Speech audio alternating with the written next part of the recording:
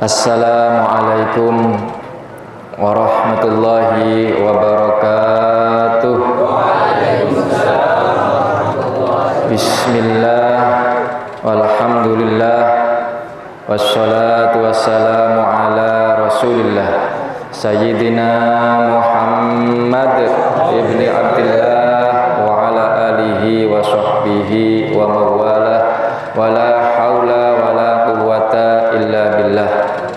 Hadratal mukarramin, para asatid, wabil khusus Pamandak Gus Iskandar Wiroi, kemudian Takmir Mushola Al-Hidayah Ustadz Ja'far, dan segenap tokoh masyarakat, hadirin jamaah khatmil Quran rahimakumullah. Alhamdulillah, malam hari ini kita diberikan kesempatan oleh Allah untuk bertemu di mushola ini dalam kegiatan khatmil Quran. Mudah-mudahan khatmil Quran malam hari ini menjadi sebab turunnya rahmat dan barokah. Mudah-mudahan oleh barokah khatmil Quran kita semuanya diberikan panjang umur, sehat walafiat fi taatillah. Mudah-mudahan barokah khatmil Quran kita semua diberikan keselamatan dari dunia hingga akhirat. Amin amin ya rabbal alamin. Hadirin sekalian rahimakumullah,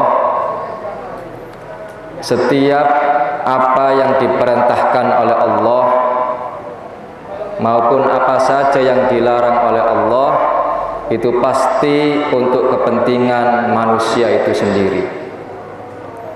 Artinya apa saja yang diperintahkan oleh Allah pasti ada manfaatnya untuk kita semuanya. Begitu juga sebaliknya, apa saja yang dilarang oleh Allah maka di situ pasti ada bahaya dan mudorotnya. Makanya ada sebuah kaidah usul fikih, haitsuma yakunus syar'u takunul maslahah. Di mana ada pelaksanaan syariat, maka di situ pasti ada maslahat, pasti ada manfaat bagi manusia, baik di dunia, lebih-lebih nanti juga di akhirat. Allahumma sholli ala Sayyidina Muhammad. Saya ambil contoh, misalkan mulai dari hal yang sederhana, yang ringan dalam kehidupan sehari-hari, urusan makan dan minum. Kalau kita mencontoh Kanjeng Nabi, mengikuti syariat Islam, di samping zatnya harus halalan thayyiban, cara makan dan minumnya juga diatur menurut syariat. Di antaranya la tashrabanna ahadukum qa'iman. Ini contoh, jangan minum apalagi makan dalam keadaan berdiri. Minum, makan itu harus duduk. Ternyata setelah diteliti, ini semua demi kepentingan kesehatan manusia, menjaga kesehatan pencernaan manusia. Dan itu sangat mudah bisa kita pelajari, bisa kita lihat dari berbagai macam penelitian. Misalkan tidur, kenapa Kanjeng Nabi dalam syariat Islam mengajarkan tidur? Itu Kanjeng Nabi lebih sering miring ke kanan, sesekali telentang, hampir tidak pernah miring ke kiri. Ternyata juga untuk kepentingan kesehatan lambung, kesehatan jantung, dan sebagainya. Pipis misalkan nun sewu, kenapa tidak boleh berdiri, harus jongkok? Juga untuk kepentingan kesehatan kandung kemih kita, agar terhindar dari berbagai macam penyakit bahaya bagi kehidupan kesehatan manusia. Untuk hal yang sederhana saja itu pasti ada manfaatnya. Bahkan di dalam satu kesempatan ada penelitian, Mbak. Kalau secara fikih ada barang kita terkena najis mughalladhah, najis berat, jilatan anjing, itu secara fikih cara mensucikannya harus dibasuh 7 kali. Salah satu basuhannya harus dicampur dengan tanah. Ada seorang ilmuwan dari Jerman melakukan penelitian, dia biarkan perkakas rumahnya dijilat oleh anjingnya, dia basuh 7 kali. Ternyata setelah dilihat dengan mikroskop, kuman-kuman hasil jilatan anjing itu ternyata tidak hilang, tetap melekat. Akhirnya dia coba eksperimen, dia campur 1 kali basuhan dicampur dengan tanah, kemudian dia lihat dengan mikroskop, kuman-kuman hasil jilatan anjing itu bersih, Pak, luntur dengan tanah itu. kemudian dia beriman, percaya ini Kanjeng Nabi Muhammad ini dari mana kok bisa tahu?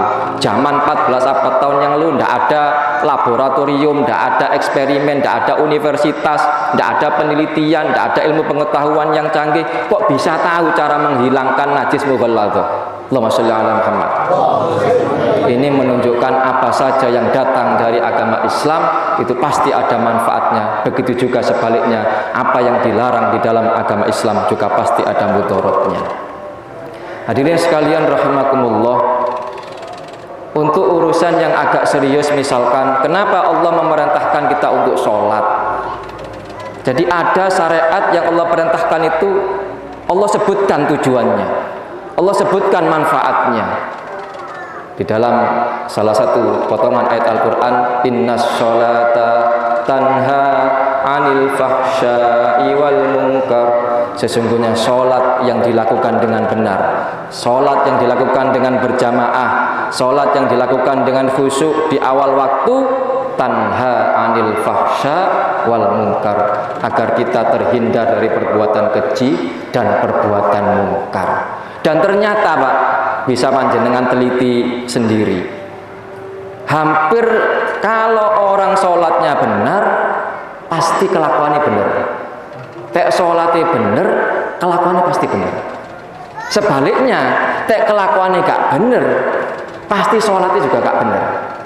Dan saya nun sewu belum pernah, ndak tahu krungu ono ceritane wong iku yo masih wis senajan maling tapi salate khusyuk, ndak ono. Senajan kelakuane judi, ngombe, wedokan, tapi masya Allah salat jamaah ndak tahu telat, nang masjid istiqomah salat tahajud, ndak ono. Tek kelakuannya gak bener, pasti salatnya gak bener. Allahumma sholli ala Muhammad. Nah, inilah manfaat yang terkandung di dalam setiap syariat yang diperintahkan oleh Allah, termasuk syariat ibadah puasa di bulan Ramadan ini. Apa kata Kanjeng Nabi Muhammad?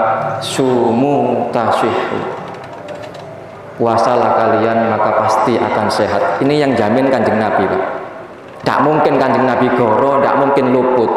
Wa ma yantiqu 'anil hawa in huwa illa wahyu yuha. Tidaklah apa yang disampaikan oleh Kanjeng Nabi itu berasal dari hawa nafsunya, tetapi itu berasal dari wahyu yang diwahyukan oleh Allah Subhanahu wa taala. Jadi kalau kita puasa mencontoh puasanya Kanjeng Nabi, maka pasti sehat. Jaminannya Kanjeng Nabi Muhammad. Dan ternyata setelah diteliti berbagai macam penelitian oleh dokter pakar kesehatan secara medis, secara ilmiah, memang ternyata bisa dilihat saat ini, informasi sangat mudah kita dapatkan. Ternyata puasa itu diantaranya bisa memelihara kesehatan pencernaan kita, kesehatan lambung kita, kesehatan usus kita, bahkan kesehatan jantung kita. Bisa menstabilkan kadar gula, menstabilkan kolesterol, dan sebagainya, dan sebagainya. Ini sangat mudah bisa kita saksikan kebenaran ajaran agama Islam. Nah, makanya teh ono wong poso kok sik gak sehat, ini mesti ada masalah dengan puasanya. Monggo dikoreksi, karena puasa ini satu paket. Ya posone melok Kanjeng Nabi, ya sahure melok Kanjeng Nabi, ya bukone melok Kanjeng Nabi. Di antara tata cara bukone Kanjeng Nabi itu, kana Nabi sallallahu alaihi wasallam yuftiru ala rutobat. Tek buko pasti pertama kali yang diambil adalah kurma. Kurma bukan sembarang kurma, kurma yang istimewa, kurma basah. Fa illam takun rutobat fa'ala tamarat. Tidak ono kurma basah, tetap kurma kering. Baru setelah dengan kurma 3 biji baru minum air putih. Setelah minum air putih, nun sewu, jangan makan besar dulu. Kanjeng Nabi sholat dulu, sholat maghrib berjamaah dulu. Baru setelah sholat maghrib baru makan makanan yang agak besar, yang agak berat. Ini contoh dari Kanjeng Nabi. Kalau kita semuanya mau mencontoh Kanjeng Nabi sebagai suri teladan kita, maka pasti apa manfaat yang disampaikan Kanjeng Nabi? Sumu tasihu, segala penyakit yang ada dalam diri kita akan diberikan kesembuhan dan kesehatan oleh Allah Subhanahu wa taala. Amin amin ya rabbal alamin. Dan di dalam Al-Qur'an yang terakhir, hadirin sekalian rahimakumullah, dijelaskan, dikasih bocoran oleh Allah, manfaat puasa adalah la'allakum tattaqun. diperintahno poso supaya kula kali panjenengan dadi wong sing takwa. Takwa niku imtisalu awamirillah wajtinabu nawahihi, melaksanakan perintah-perintahnya Allah dan menjauhi segala larangannya Allah. Tak kepingin gelem gampang ngelakoni perintah Gusti Allah, gelem ngedoi larangan Gusti Allah, carane teko poso. Ayo poso dijogo. Nah, takwa niki mboten sekedar urusan akhirat, tek takwa besok mlebu swarga oleh ganjaran, bukan hanya sekedar itu. Tapi takwa ini manfaatnya untuk kehidupan manusia. Di rumah tangga kita, sing lanang takwa wedi nang Gusti Allah, sing wedok takwa wedi nang Gusti Allah, anake takwa wedi nang Gusti Allah. Kalau satu keluarga semuanya takwa kepada Allah, maka keluarganya akan menjadi keluarga yang bahagia, yang sakinah mawaddah warahmah. Balik maneh kebahagiaannya untuk manusia baik di dunia maupun di akhirat. Sa RT takwa kabeh nang Gusti Allah, mergo posone bener kabeh, melok Kanjeng Nabi kabeh. Sa RT bakal dadi RT sing tenang, sing guyub, sing rukun, sing bahagia, sing tentrem. Sak kampung, sak desa begitu juga. Kalau puasanya benar, maka kampung itu akan menjadi kampung yang bahagia, yang damai, yang guyub, yang rukun, sing tentrem. Sak negara tek takwa kabeh, pejabate takwa mergo poso kabeh, rakyate takwa mergo poso kabeh, maka negara itu akan menjadi negara yang baldatun thayyibatun wa rabbun ghafur. Niku manfaat di dunia, di akhirat tentu tidak boleh kita lupakan. Kita iman kepada hari akhir itu pasti ada manfaatnya, tentu juga pasti kita akan masuk ke dalam surganya Allah. Amin amin ya rabbal alamin. Intinya malam hari ini Al-Fakir ingin mengingatkan kita semuanya bahwa apa saja yang datang dari agama Islam, maka pasti di situ ada manfaat untuk kita semuanya. Apa saja yang dilarang oleh agama Islam juga pasti ada bahaya bagi kita semuanya. Sebagaimana makna Islam, Islam itu akar katanya adalah salima yaslamu salaman, selamat. Artinya ini adalah kalau kita ingin selamat, ayo mel ajaran Islam. Selamat dunia, selamat akhirat. Wa ma atakumur rasulu fakhudhu wa ma nahakum anhu fantahu wattaqullah innallaha syadidul iqab. Apa saja yang datang dari Rasul, ambil, laksanakan, dan apa saja yang dilarang oleh Rasul, tinggalkan, jauhi. Bertakwalah kepada Allah, sesungguhnya siksa Allah itu maha pedih. Mudah-mudahan kita semuanya diberikan kemampuan untuk bisa melaksanakan ibadah puasa sampai nanti akhir, sekaligus mengikuti khatmil Quran sampai akhir Ramadan nanti. Mudah-mudahan ibadah kita semuanya diterima oleh Allah Subhanahu wa taala. Amin amin ya rabbal alamin.